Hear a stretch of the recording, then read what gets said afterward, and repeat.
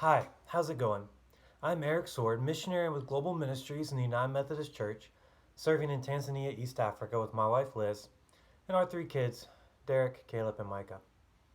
Today I wanted to answer the question, who is somebody that has most impacted us during our ministry and time in Tanzania over the last 10 years? I think the person I would have to say has been most impactful to me and to my ministry and understanding of ministry is Pastor Bernard Ngira. Pastor Ngira is an older pastor who has worked with many different denominations, always with a vision and a passion for serving God and for reaching people who don't know God. Pastor Ngira grew up in an unchristian home.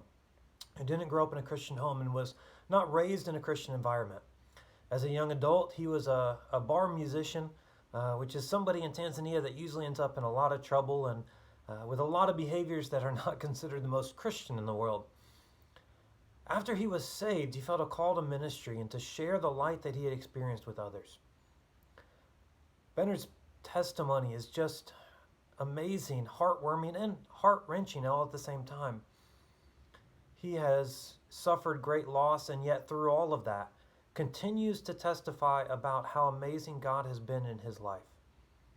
Not only have I learned from Pastor Ngira how to continue to push forward and to persevere, even in hard times, and that the reward for ministry is not in these huge blessings or material wealth, but in the small relationships and the ways in which God shows up and in the ways in which God works in our lives and in the lives of others.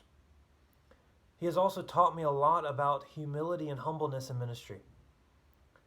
Pastor Ngira even now doesn't minister in a Christian context. Many of the people in his village and community still practice traditional African religions, including in his own family. He is one of those that is struggling in how to be a pastor in his hometown and how to minister to people that he grew up with and that knew him from the time that he's been a young child. That can be difficult at the best of times. And yet he continues to persevere, and in his humbleness and humility has shown me that ministry is really about how we live out our faith. That people pay attention much more to what we do than what we say. That our witness is something that is being built 24/7, not just while we're at church, and not just when we're talking to people at church, but every day, all the time, every minute, our witness is being built. And what is most important in our faith is how to become genuine in our faith, to wrestle with the things that God wants us to wrestle with, and day by day to move forward in His grace, growing in faithfulness, and making sure that we are moving incrementally forward in how we live out our faith in front of others. That people will pay much more attention to that than anything that we have to say. Through this ministry, this style of ministry, I have seen many people come to God through Pastor Ngira. I have seen him build up a church that is impactful in his community, that responds to people's needs, that watches out for some of the most vulnerable populations, all with a genuine love and grace that is rare to see in many places these days.